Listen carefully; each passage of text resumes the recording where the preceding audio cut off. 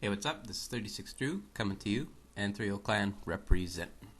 What we have here is 1v1, Game 1 of the Hope Clan Finals, a China Mirror. Let's do a little bit of early map analysis here. This, of course, is played between Samwise and H2O. You have to watch the full set of games to fully appreciate how close these matches are, and in fact, it goes all the way to Game 7, which, considering balance and all those other things that normally prove to be a factor, is really quite impressive.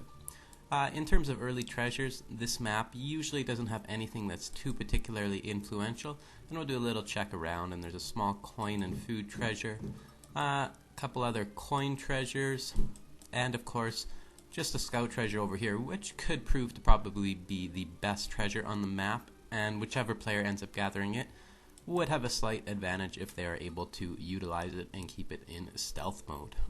Meanwhile, both players looking to gather as many llamas as possible. Of course, with China and the starting village, you're able to have your llamas fatten quite quickly and really get a huge food boost just when it's needed. Some players may choose to utilize them earlier in the game. And let's see, looks like H2O is able to gather that scout treasure, so that's an advantage for him. As I was saying, early in the game, a player may choose to eat those along with their goat that's been fattening up, for a faster H2 time or during the transition. However, I'd expect here that maybe we'll see them be eaten. I kind of expect that both players are going to go for a fast fortress. No question about it, really, I don't think. I think both players will send 700 coin as soon as they hit age 2, and then we'll get into the usual age 3 fighting. And I would also expect that both players go to age 2 with the Summer Palace. Once we go age 3, tough to say. We've seen Ryan age up, with the wonder that generates resources, just going for more of an economic approach, while Samwise typically goes for the age-up politician that's going to provide him with the arcs, the aka skirmisher type units, and which of course also produces flying crows. And of course they do pretty well in age 2. They get produced age 3. They get produced rather slowly. However, they don't have any negative multipliers versus a couple of things, and I think that makes them pretty good. However, since it is a mirror, you really can't complain about balance or strength because each players have the exact same options. So let's take a look then at Sam's deck. And really we see all of the standard stuff. The old hand reforms, all the normal age 3 cards, the 300 exports, the 3 age 2 military shipments. Nothing looks particularly surprising or unique there. Ryan, on the other hand, we'll take a look at his deck. It looks almost identical. The only thing is that he's got a couple of extra eco cards in age 1. However, nothing that is particularly standing out in any stretch of the imagination.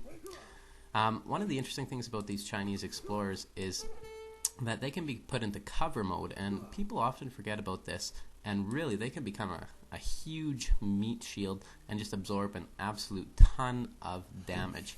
And here we have Ryan starting to build his wander at 340. Meanwhile, Sam, on the other hand, has started just a little bit earlier, but really not too significant. In terms of gold mine placement, Sam has 2 convenient mines behind his town center. Meanwhile, Ryan in the front has one, and kind of one just a little bit to the southwest location. And during the age up here, I don't think we're going to see either player make a market. I think it's just going to be sort of more naked FF style. And of course, there we see the Summer Palace and the Summer Palace. No surprises there. I know that a player like Fluky might go for the market during the transition just because he tends to go eco heavy. And there we see 700 coin. Meanwhile, Ryan, on the other hand, 700 coin also, and both players have their wonders set to produce the standard army, which of course is just a cav light infantry based army. Really, if you went old hand, once you get age 3, those pikes become relatively useless in my opinion. And it'll be interesting to see what player or what card players choose next. I would expect 700 wood from at least one of the players, possibly both, but again, we'll have to wait and see. And, we're just seeing some typical early game stuff. Explorers chasing each other around, and, baby disciples being spawned. That's just the way it goes. And here Ryan goes up with the Porcelain Tower, which is something that we saw him do on the game on Silk Road earlier in this tournament. So that's not particularly surprising that he would do that. And again, we're continuing to see just a little bit of early exchange here in the front. Meanwhile, Ryan is trying to bring in additional hunts, and so is Sam. So really, pretty typical stuff. Sam is queuing up some disciples during the age up, and his next card is 700 wood. Ryan, 700 wood also, and queuing up disciples also. Really, this game has been almost identical up to this point in time. Once you hit age 3, those disciples, of course, get auto-upgraded, and they are pretty useful in an army, especially just the fact that they have the small chance to convert an enemy unit to a disciple, and that alone is worth absolute tons.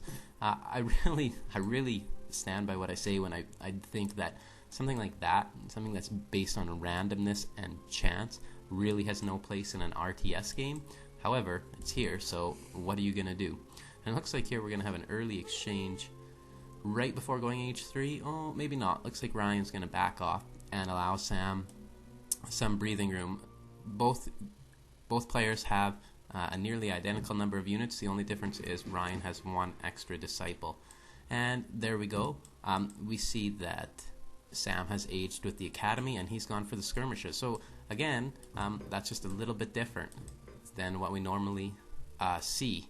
Or pardon me, that's the same than what we normally see. And Ryan, of course, having aged up with the Porcelain Tower, is a little bit different. And he is set to generating export right now, which is interesting. Or actually, someone may have to correct me on that. I could be wrong about as to whether or not you can actually see it generating resources.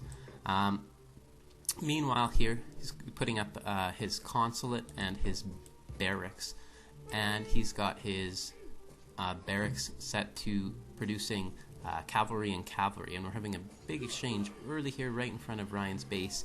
And in terms of positioning and military advantage, it looks like Sam's got a pretty decent sized one at this point, so it's going to be interesting to see if he's able to take full advantage of this push. Those 3 CKNs are positioned in a pretty good location. However, Sam has a very large military advantage. Saw a little bit of blue down there. I was just checking that was indeed still the scout, and there wasn't a couple of step riders that had escaped. And I would expect that probably, there's not much anti-cav here. This could prove to be a bit of an equalizer versus China, because of course China's weakness tends to be anti-cav, and there of course come these sentries, which are going to run into melee mode here. Meanwhile, the nice heavy infantry Chang Dao come out and probably going to equalize things back the other way, and more disciples getting spammed here, coming to join the fight. Really, the China fights seem to be basically get to age 3, risk everything, and maybe you win, maybe you don't. Of course, you need to be quite skilled in this matter. However, that's just the way it goes. Basically, usually one player will win the fight and one will not, and the military advantage that will be gained or lost will be so big that the game tends to not last much further. And here we see Sam. He's gone for the British consulate ally. We just saw that on the little queuing bar. Meanwhile, let's take a look at Ryan's point of view. He's got the 5 meteor hammers that are about to arrive and possibly cause a little bit of grief. Sam has a score advantage right now of 10 points, which equals to just a little bit more than 10%. Interesting to see how important disciples have proved to be in this match so far. One of the things here is Ryan is sitting with 24 villagers and Sam is sitting with 30, so he's ended up losing a number of villagers throughout these exchanges, and that's quite a sizable difference. So I guess he does have the economy advantage because of the wonder that he chose, or not even an advantage, but it's perhaps a little bit more equal than we realize. So nonetheless, losing that many villagers early, well, that's significant. And actually, Ryan here's got 400 export, and he's going for the British ally. No surprises there. It'll be interesting to see whether these Cav are able to get in and raid, and I'm wondering if it's been scouted or if Ryan just happened to decide to go and do the same thing.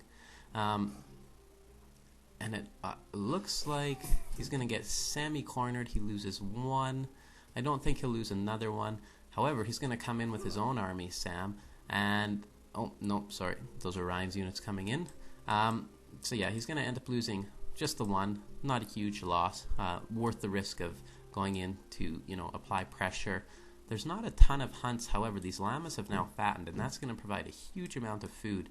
And I would expect Ryan to start gathering them. Oh, speak of the devil, there he goes, starting to gather them. And I would expect that that's going to give him a little bit of a boost, possibly enough just to keep him not in the game, but to keep him minimizing his early villager losses. And here, of course, we see this is Sam's point of view. This is Sam's market finally going up. I shouldn't say finally. In a match like this, seeing a market go up at 10 minutes isn't particularly unusual. Ryan already has his, and he's grabbing some upgrades. It'll be interesting if this flying crow is able to pop out and join the battle.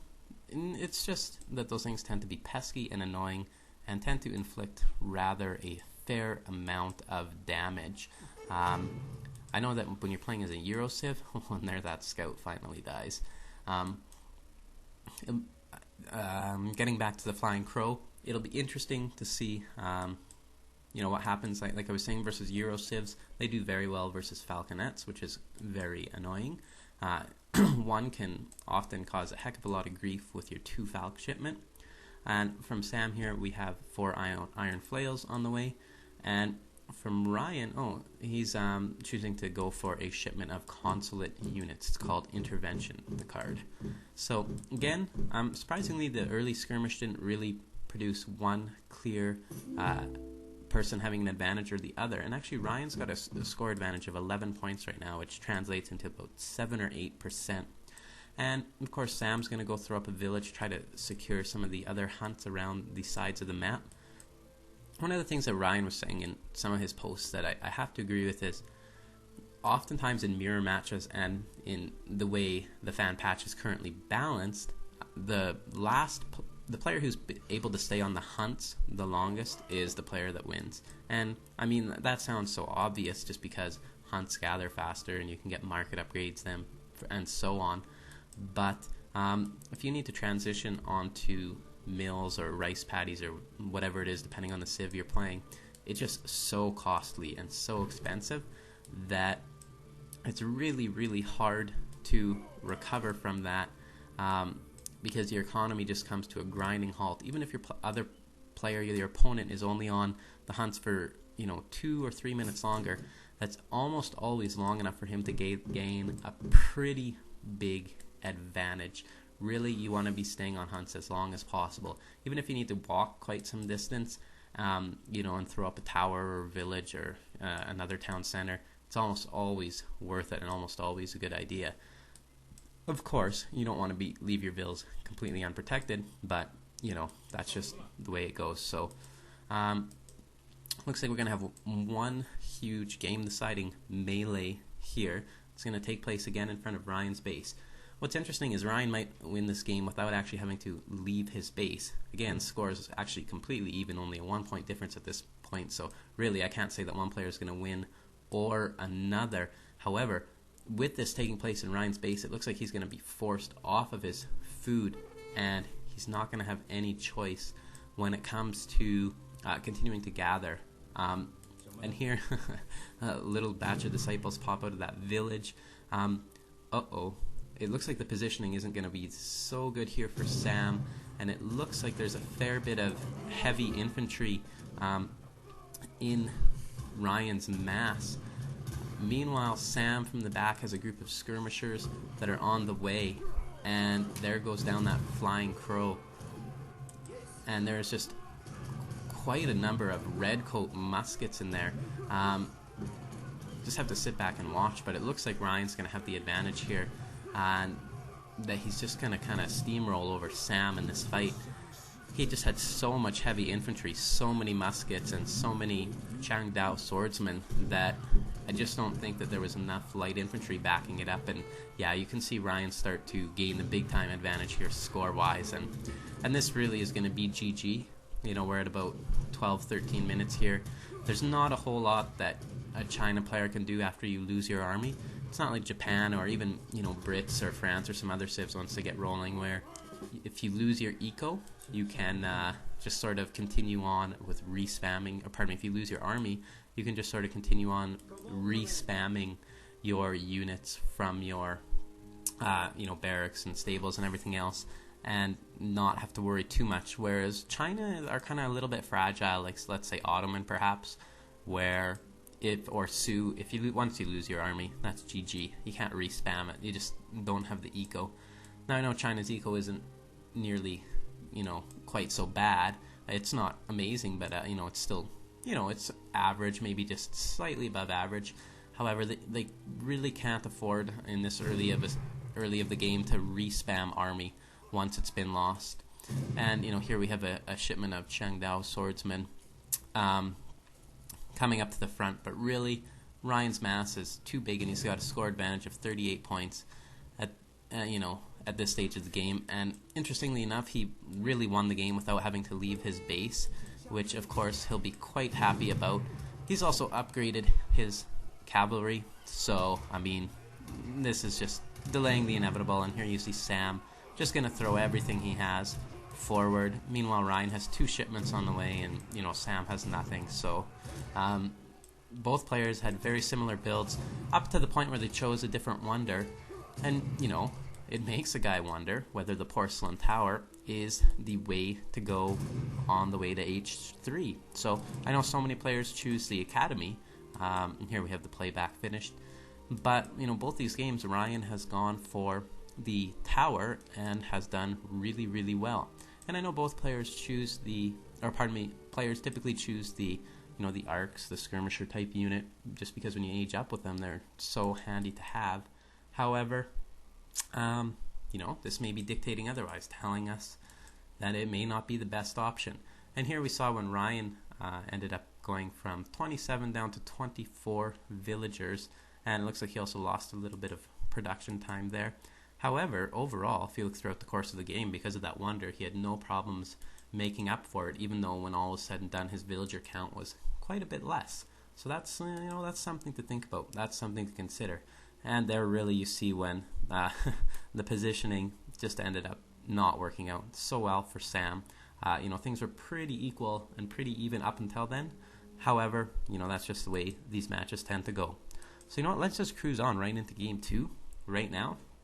If you need to grab a Pepsi or Coke or beer or rye or gin or whatever you need to do, please do so right now. Hit the pause button. Don't touch that dial. Come right back here. It's a good old 36 Drew representing N3O Clan, Hope Clan, Joint Venture, Robot Entertainment, Ensemble Studios. Gotta support it all. Gotta be part of the gaming community. Just gotta love it. So let's just then cruise ahead here right into game 2.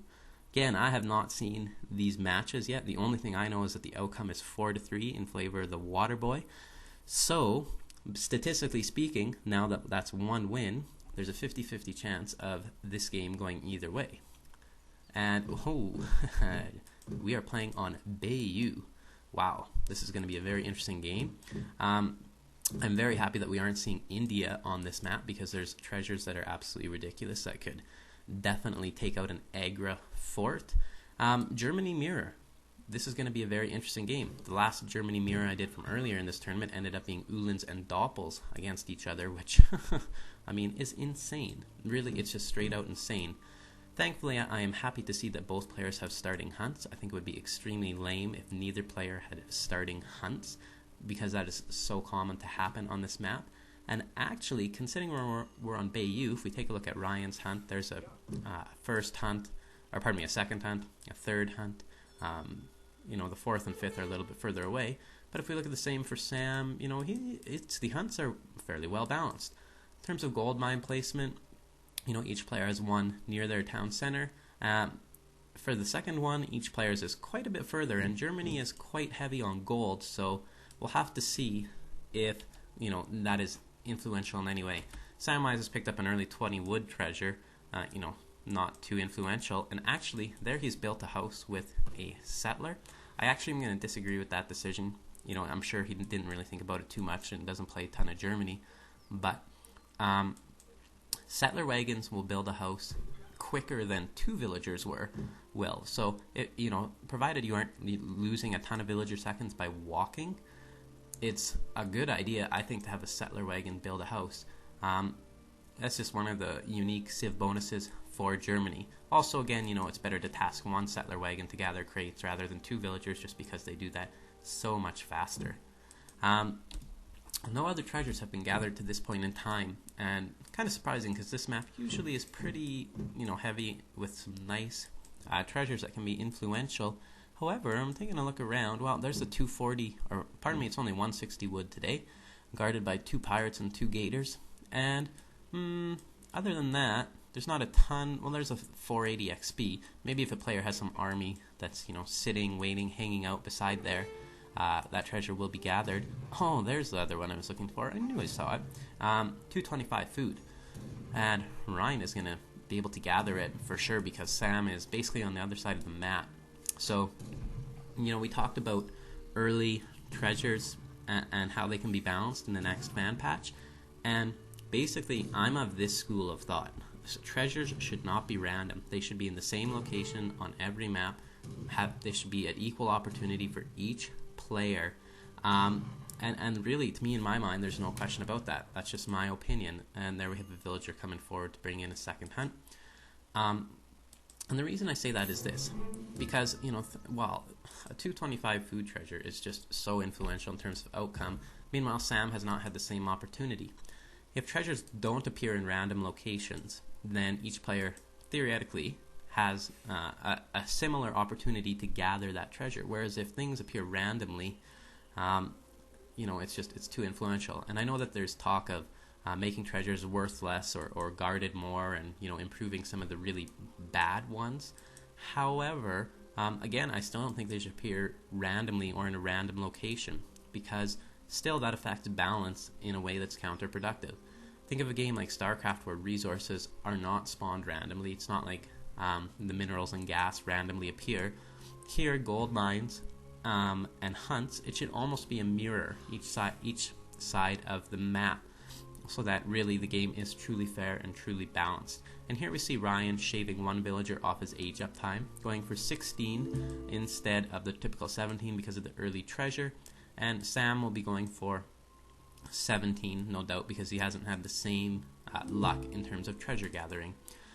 That's a pretty big disadvantage early on, so we shall see what happens. Here Ryan's put all his settler wagons onto wood, and actually all of his villagers as well. He's gone quite heavy on the wood. I'd expect that he's going to throw a market up right away here. He can't grab a trading post or anything, which is one popular option that I've noticed Germany players going for, just because their shipments are so powerful. Another thing we can talk about with regards to randomness is hunt location. And somebody had said, well, hunts should be random, but within a defined parameter. So, let's say within this area here that I'm boxing on the screen, the hunt should appear there. Well, that's better, but you're still missing the fact that the word is random. There's still randomness happening, and again, I just don't feel that has any place in an RTS, not in terms of balance. And I realize that most of the players who play this game and who bought it, I know that there were tons of copies sold. I can't remember if it was 500,000 or 1 million plus or however many it was.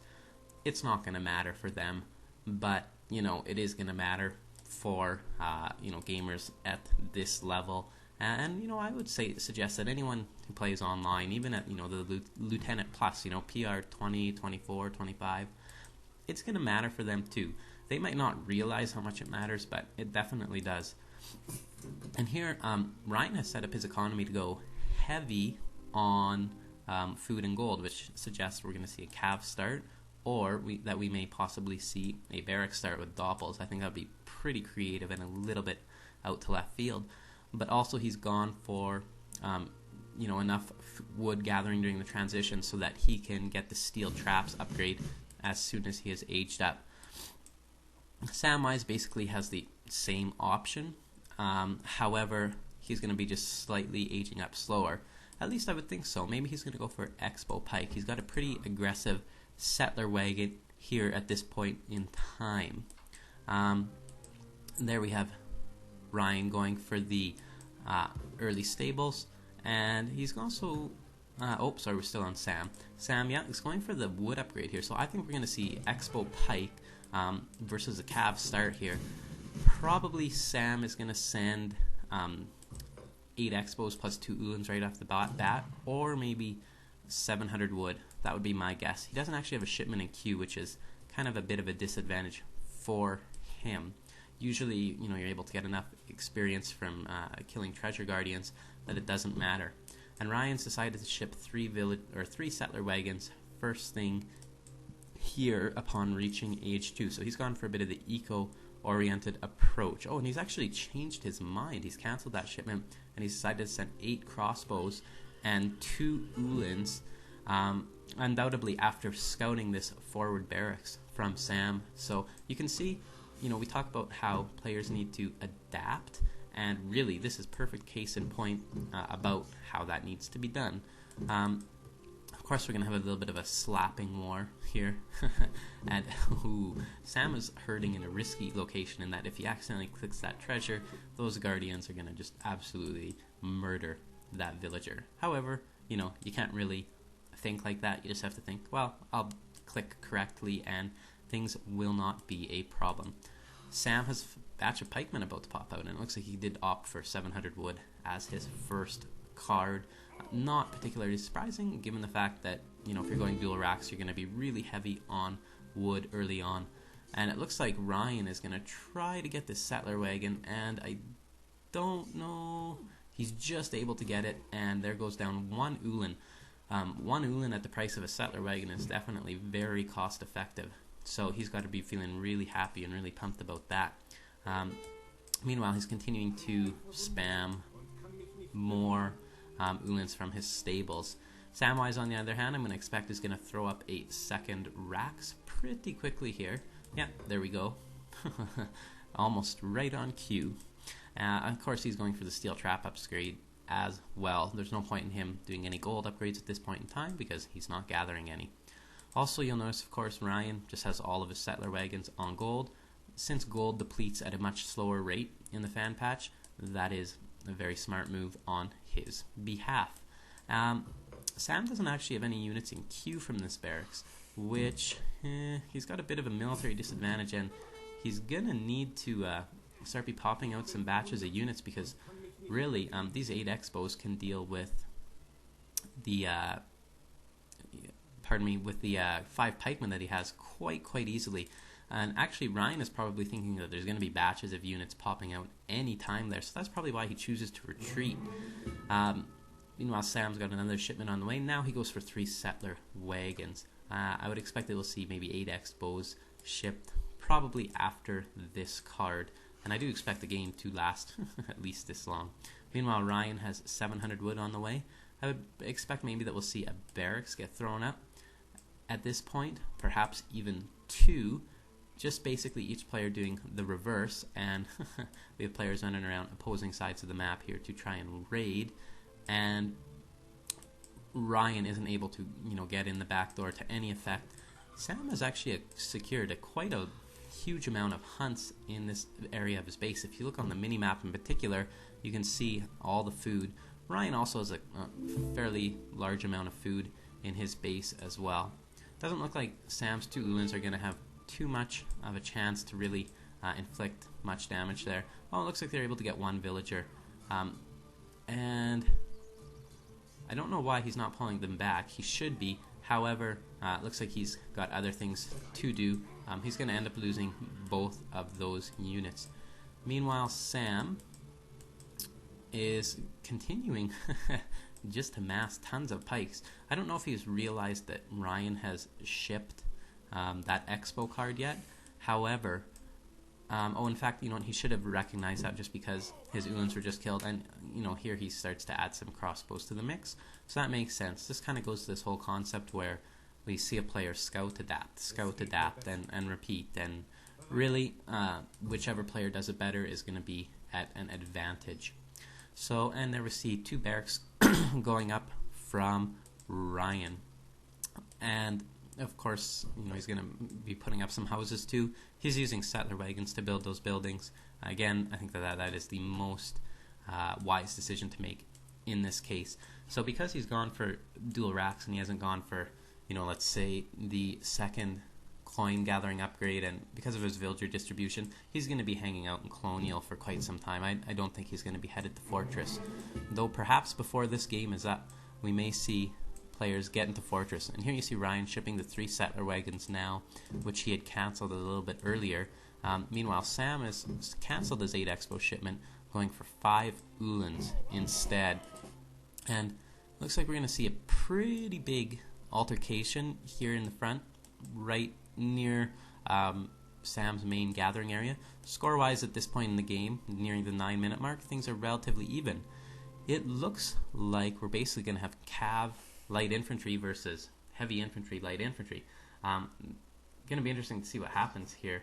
I tend to think that Sam's got a bit of an advantage. However, we will see. He's got a 5 Ulan shipment that's also about to pop out, and an Expo shipment, and there he throws his pikes into cover mode. Of course, very, very smart choice. I'm expecting they'll take them out. Yep, there he goes to take them out. Ryan's Expos are dealing a fair bit of damage to the pike, though, and considering there's just the one batch of Expos, he's doing pretty well. However, flanking, we're having a shipment of Ulans come in, and even though it's not the most cost-effective shipment for Germany, it still really is a very, very nice shipment. And there he's able to really just massacre that 8 Expo shipment and be in a huge position of advantage. Meanwhile, Ryan is down by about 10 points in score, and for him, I don't really think that means anything. I've seen too many times where he's just able to come back and embarrass other players, embarrass me as a commentator, because I think that he doesn't have the advantage. However, he's got a batch of Expos that are that just pop out, and he could possibly even call Minutemen to come join this fight. So, and you know what? Actually, score-wise, things have already evened out. So forget about that. Looks like we're going to see pretty big melee erupting right here in front of the bases. Sam's got a little bit of hesitancy, and I can't really say that I blame him. You never really want to commit to something that you can't win. He's got a decent amount of map control in my eyes. Ryan's got quite a bit of resources he can gather. However, he's going to have to push at least a little bit if he needs to move on to other resources. He's got about 25% of the map, while Sam, let's say, has about 50. Sam, however, doesn't really have much in the way of cavalry, and I don't see a stables. Oh, there it goes from him. So there's no stables that's up quite yet, able to produce cav. However, that's going to soon change. It might even be possible that he could ship. Yep, there come the Doppels. Because, when they're added to a group of pikemen and, they get into melee versus the cav, they can just be so decimating and so influential. And, of course, you get the 2 free Ulans that come along with that. Meanwhile, Ryan here is going for the 2 settler wagon shipment, just boosting up his economy, really. I would say that Ryan has the bit of an advantage eco-wise here over Sam, but not by much. We're talking about a pretty small advantage, and Ryan has accidentally set off, I'm assuming accidentally, set off the large treasure in front of the base guarded by 6 outlaw riflemen. And it looks like he's going to be able to kill this quick enough and that it's not going to be a problem. I had visions of the game played on Rockies where the Mother Nature basically determined the outcome of the game. However, he ends up taking quite a bit of a damage to his units in order to defend, or in order to kill those outlaw riflemen, which of course are pretty strong and powerful units. And it's not even that either player can really use advantage of it. It's not like a Sioux explorer or Iroquois explorer. And here we see Ryan popping Minutemen to come to the front to fight. I'm wondering where those doppels are. There the doppels come from the 11 o'clock position. And here, I don't think that Ryan is going to have too much of a chance. He's added his villagers to also fight. There's just too much anti-cav on the front lines, I think. And I don't know how he's really going to be able to penetrate and get through it. However, unit positioning wise, he has a bit of an advantage, and actually he's able to stand up really quite well. And you know, with all of his villagers fighting and Minutemen and so on, things are coming out almost relatively even at this stage of the game. Also keeping an eye on the minimap to see if there's any free Ulins running around that are attempting to raid at this point, and I'm not really seeing that happen. And here we see Ryan continuing to fight with his villagers. He's got quite a number of them involved in this FB fight. And he's also has 5 Ulin shipment on the way. Sam, meanwhile, has kind of a full-out spam. However, he ends up losing the fight completely. Very, very, very interesting to see how the unit positioning. I didn't think that Ryan's cav was going to be able to get to the front lines and be able to inflict as much damage as it did. However, it does. His spam isn't quite as good as Sam's at this point in time. However, he does have Doppels training, so we'll see what happens. These Germany mirrors actually prove to be really interesting because, you know, usually there's a number of skirmishes before one winner is determined. It's usually not sort of a one fight wins all, like when you're playing China mirror. And here, looks like possibly 2, maybe 3 villagers end up getting taken out there. And Ryan deciding to say enough's enough and starting to push back and take more control of the map. So, looks like we're going to see some prolonged colonial fighting here. Of course, you know, Doppels that are training quicker and everything else. And here the Minutemen come to the forefront, you know, being fresh on health and everything else. Here, you know, the Doppels, you know, being trained so heavily, and both players committing to a full-out colonial fight. Looks like we're still going to be hanging out in this age for quite some time, and I can't imagine that either player is going to think about aging for quite some time. The one disadvantage about Doppels is, you know, a full group of light infantry can sometimes focus fire them and kill them easily. However, when they do get to the front lines and they do get in the mix, they're able to inflict a huge amount of damage. And I would expect that these Doppels will probably start to siege this barracks. Wonder if Ryan's going to want to run and pick up that 100% Explorer HP card or treasure at this point. Sam's doing a pretty good job of chasing Ryan back here, but I think that he's going to run out of army to support him. Hard to say if those Doppels will get focus fired enough that they'll drop. A couple of them are tasked on Ulins and are inflicting quite a big number of damage, but he's just able to kill them right before his Ulins drop. Nonetheless, his Ulins end up dropping almost like flies to the light infantry because there's very little HP left on them. And then we don't really see any other cavalry running around sides of the map trying to pull off little backdoor raids or anything like that. Meanwhile, Sam has 2 settler wagons on the way, and Ryan is opting for his Doppel card. Basically, we've seen each player just decimate the other's army at this point, and basically our scores are back to the beginning. It's like we just hit H2 or something, even though we're nearly at 15 minutes in the game. Each player has basically absolutely murdered the other player's army. However, each player does have a little bit of an economy. We have 28 eco versus 36 on Sam's behalf. So it looks like in that front fight that Ryan ended up losing a number of villagers and possibly even some settler wagons. I'm not 100% sure about how many of each were lost. However, units were lost nonetheless.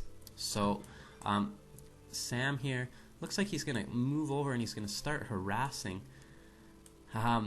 This is going to be really hard because Ryan is going to need to stay on these gold mines unless he wants to walk all the way across the map, which possibly he will. We're going to have to see, though, he's walking his villagers forward. I'm not sure if that's something intentional or something that's not, if he's just worrying about microing his units rather than gathering resources. However, not sure what he was thinking there. Nonetheless, game goes on. So we have a group of Doppels in the mix here, which of course really, Doppels are super good against everything Germany has, including Expos. However, versus Expos, they need to get into melee mode. If the Expos are able to hit and run, then you have problems. However, if the Doppels get them into melee mode here, which the Doppels are getting everything into melee mode there, I think it's pretty, they can just inflict such serious damage. So, looks like here though we're going to have a pretty even exchange. Again, basically both players end up inflicting really heavy, really serious damage on the other player. So again, this fighting is just basically prolonged age 2.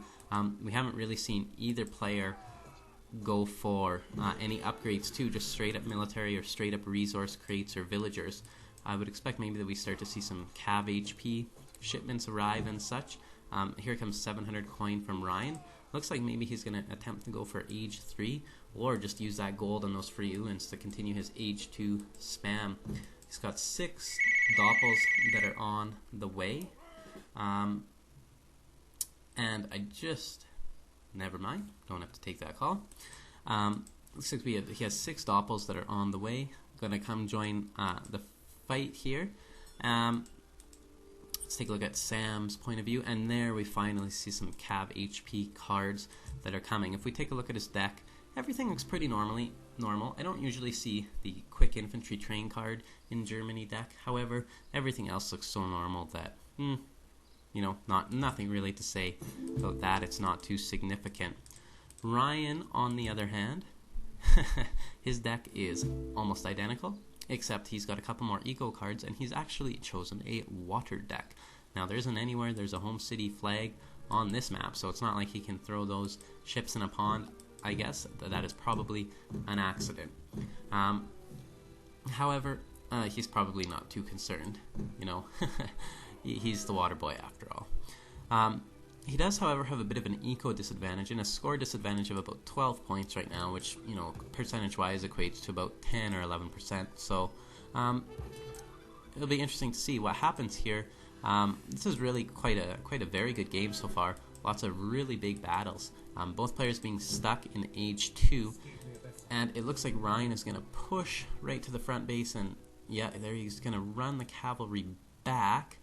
Meanwhile, he's bringing his Doppels forward, and I would expect that he needs a little bit of assistance from some Expos to win a fight like this. However, it's hard to say, because Doppels are just so beastly that if they are able to get into melee mode, they can be just so influential, and it looks like they're going to be. I'm seeing a lot of red experience popping up in this screen. Ryan's got a number of idle villagers I can also see, and this really could be game deciding. Oh, except here Sam comes back with 7 Doppels of his own, and however, he's kind of surrounded. Let's take a look, see if he's got anything on the spam. He's got 2 groups of Doppels. He's sending the next cavalry upgrade card. I would tend to think that now Ryan has actually battled back quite well, and he has quite a big advantage here. Basically being pushed into his base, and he's got some really exposed villagers.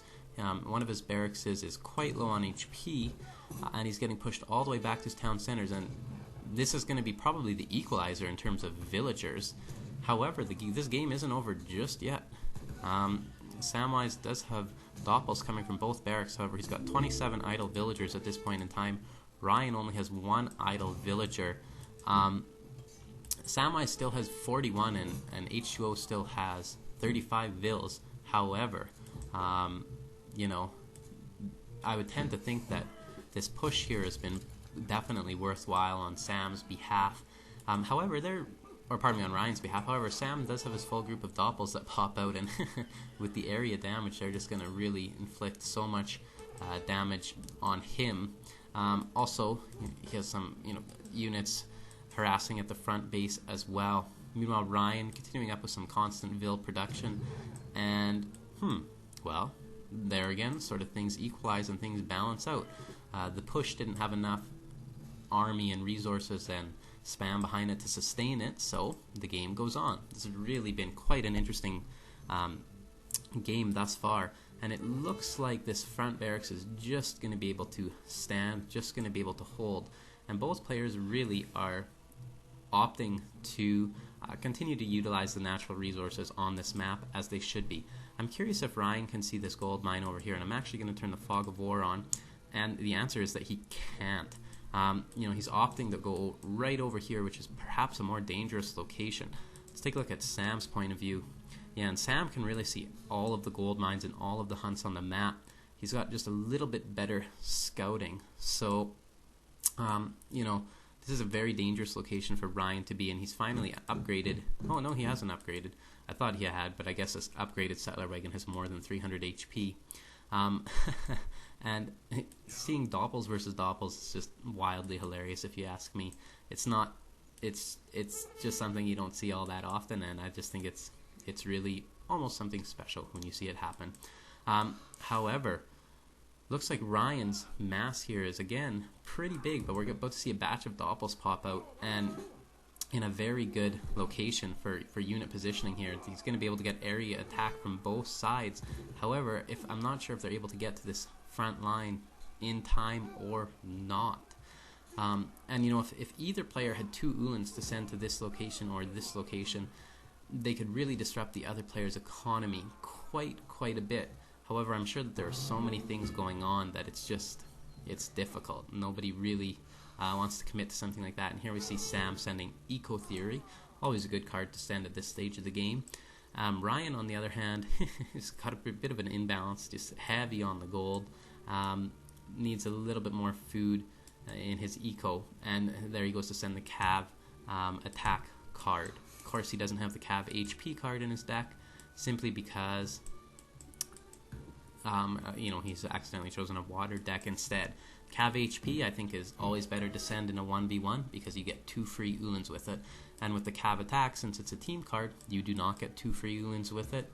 I know that maybe it's perhaps useful if you're planning on going heavy on raiding. However, 2 free Ulans is an extra 300 resources. It's hard to argue with that. So that's my school of thought on the issue anyway.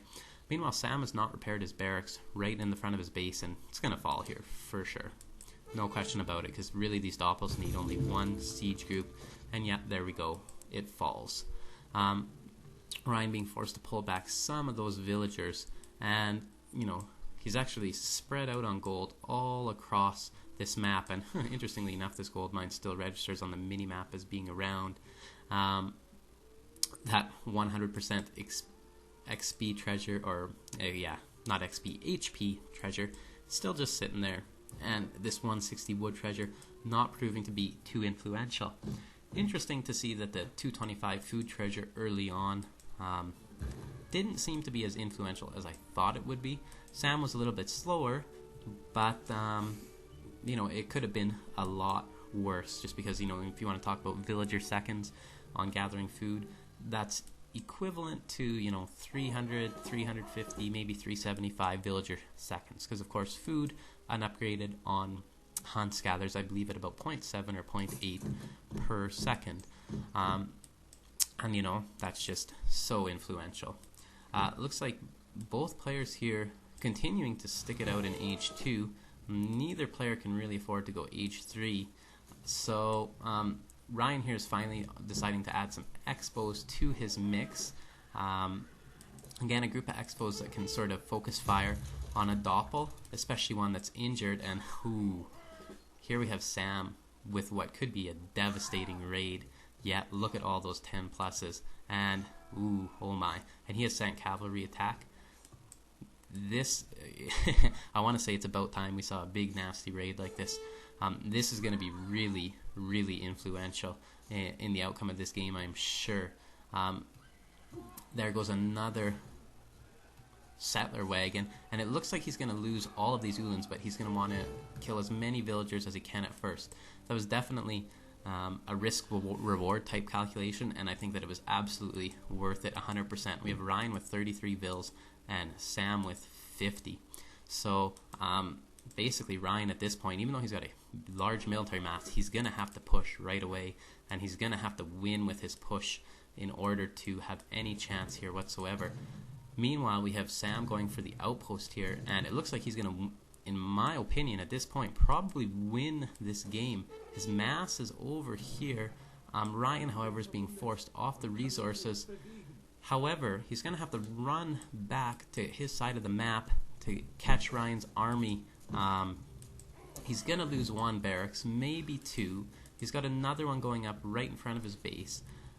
Going to be interesting to see how this plays out. He's got a bit of his score advantage now because his eco is just better. I can't imagine what Ryan is going to be able to do. However, I've learned not to say that too many times.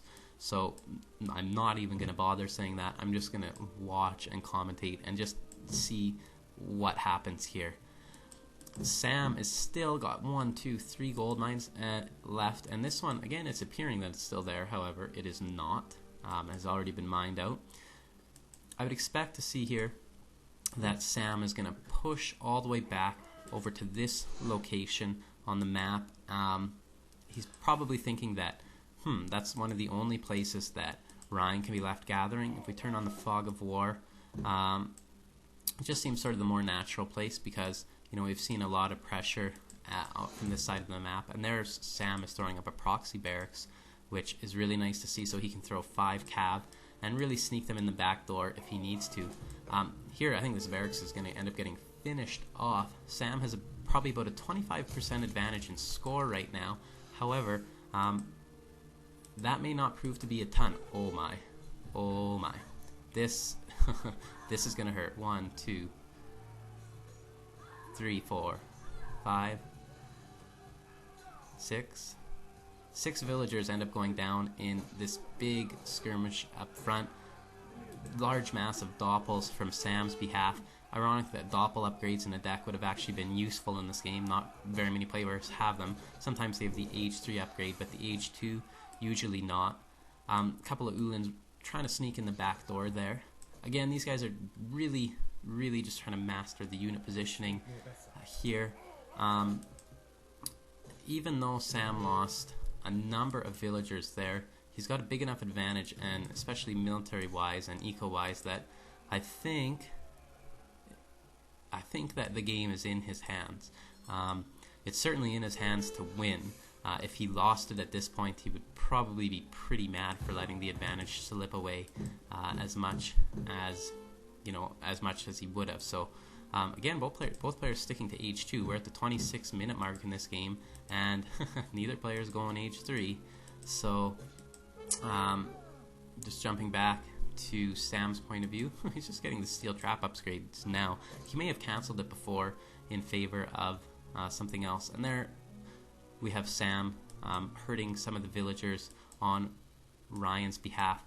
And here Ryan's choosing to keep his army moving. Really, he keeps his army moving for almost all of the game, and this again could be another huge equalizing moment. Ryan's army is in the wrong place at the wrong time, and he's going to lose a lot of vills there. However, looks like he's committed that he's going to not run back to his base. He's going to do the exact same thing to Ryan. But he's got an awful lot of vills over here in this side of the map, which are relatively unprotected at this point in time. And it looks like Ryan sees these villagers coming. Sam is going to try and sneak some of them around back and save them. Wow, I just don't know what's going to happen, what the outcome's going to be here. I keep just looking at the score advantage, and I keep knowing that it's there for Sam. However, it's just that each player has such a large mass. You know, we have Doppel Expo versus Ulan Expo, and both players are sitting on different sides of the map, and we're going to have Doppels against the villagers here, and looks like Sam is going to be able to position them, just beautifully. We're going to see a lot of 10 pluses and a couple of 20 pluses there. That's going to hurt. Yeah, that's just going to hurt tons. Looks like Sam is going to go for the bold move. Wow, when is the last time you saw Doppel sneak in the back door? And really, oh my. Oh my, oh my, oh my. Sam's got a pretty big score advantage here. I can't imagine that Ryan can do anything at this point in the game. You know, I just can't recall the last time I've seen Doppels just walk around the whole map like that and sneak into the back door of a town center on a player. You know, at this level of gameplay, that's just really neat to see. And oh boy, those Doppels, when they get into melee mode versus anything, it just doesn't matter. They just beat everything. Absolutely. Right now, he's probably feeling really good about not losing his advantage. And you know, he's switched to triple pikeman spam because really almost all the natural resources are gone on this map. And they're gonna just pin those units in the back. And you know, it was a very, very good game, very entertaining to watch. I think that with the exception of the early 225 food treasure, that this game was very balanced. So Ryan has got to be feeling a little disappointed with this loss. However, he played very good, and really Sam played very good. Both players playing exceptional, with Sam being the victor, even though he had a little bit of a disadvantage early on because of that large food treasure. Let's take a look at the post-game graphs here. You can see that Sam ended up gathering almost 10k resources by the time all was said and done. Of course, you always want to look at villager population with Germany just because settler wagons come into account. And you can see how each player ended up losing significant numbers of villagers at many points in the game, and really it could have gone either way. And when we look at the military graph, you can see 1 skirmish, 2, 3, 4, 5, 6, 7, 8, 9. You know, there's just constant fighting throughout this game.